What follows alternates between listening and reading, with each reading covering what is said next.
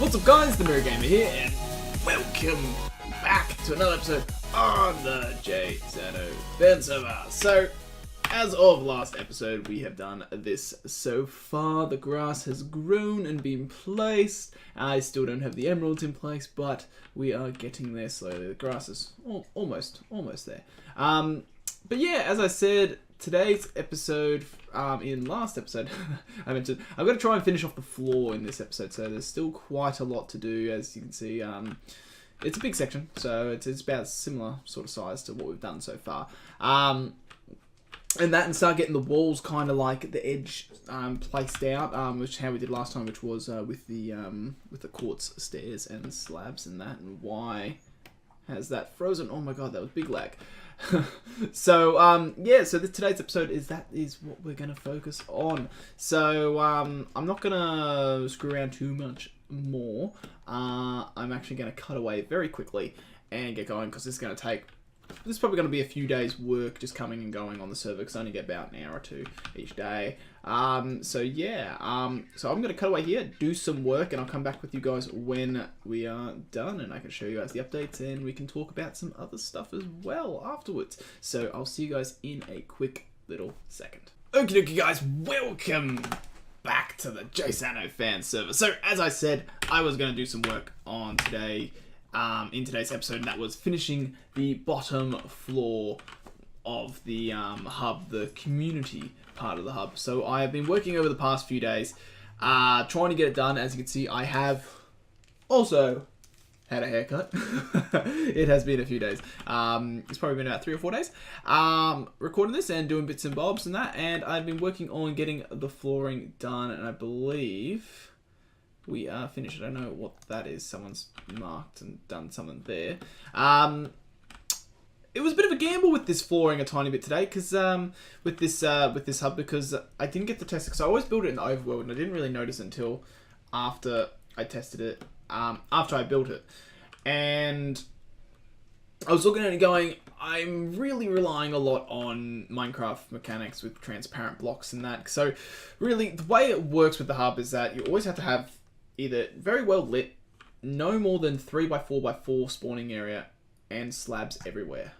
That's how hub flooring has to work. And I did a bit of a gamble here in this area, because as you can see, it's actually not slab, it's full block before going down into slabs here. And it's actually quite a big area for these. So last season, it's very similar to the last hub. As I said, this hub follows quite a similar pattern as the last one, but with quite a changes, like the walls are different, the structure overall shape is a bit different, the whole thing's bigger, so pretty much when I did this originally, I think I only had like one row, and I think I had like the slab starting here, and then went down and then went to the stair. So with the last hub I didn't have to worry about it, where this one I was like building it and I was like, oh shit, I better hope ghast don't spawn in here, and so far so good. I haven't had any spawns, and that is purely because these redstone lamps are classified as transparent blocks, so as long as it doesn't have a 3, I think it needs to be 3 tall, and it needs to be 4 wide, like 4x4.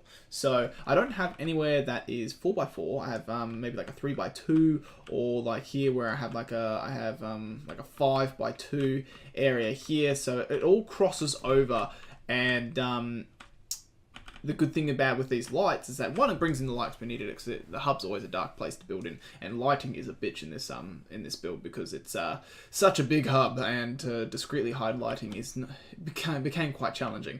But since they are transparent blocks, it like breaks the spawn, pretty much the grid that the ghast needs. So I believe this pattern is ghast proof, and only time will tell.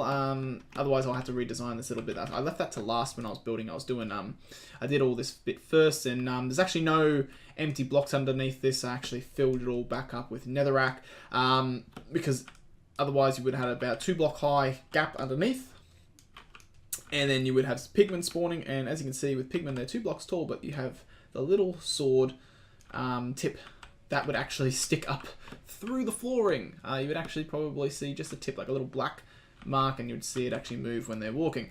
So I just did it for spawning and to keep spawn rates down, because it's good to do that on a multiplayer server, is try and keep spawn rates to a minimum. So with how everything's gone, the flooring is now complete in the hub for the community area. So we're getting close to it, because over the next probably 2 to 3 episodes, this section will be complete. So it's going to take me a while to do it all. But next episode, I'll probably focus on getting the staircases built and then the bridge across to the portal, and get the portal and its legs down, which is similar to last season's, just a bit bigger.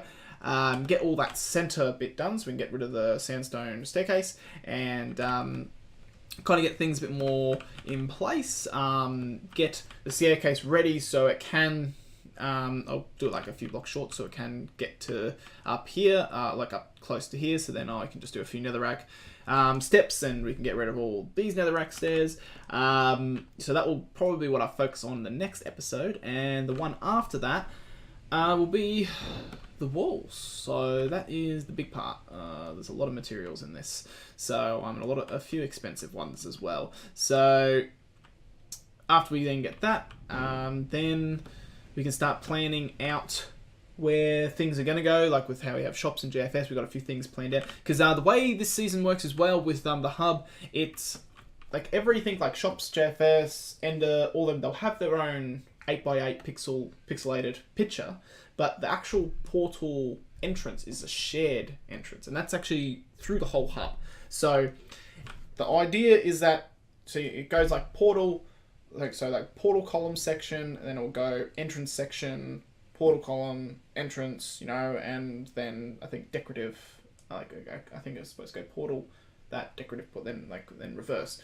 But so when you have the entrance section in between the two portal faces, you enter in the same point, and then when you look either left, it will be, say, shops, and then you look to the right, there'll be an entrance that has like Ender or whatever. That's how it's split up, and at the end it will just be a wall, maybe a decorative wall, or chest area or crafting area, just like along that back wall that you see when entering the tunnel. So everyone has like a crafting table, a furnace, like a few chests, just for storage. Like it's handy to have some of that stuff lying around when either moving things or building a tunnel or whatever.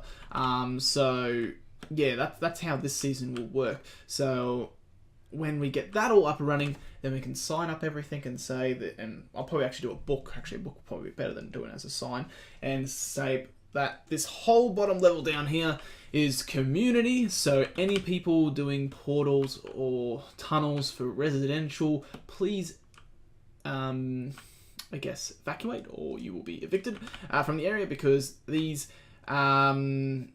16 portals that will be downstairs here is all purely for community builds. Residential saved for the bigger section. So, and then residential will have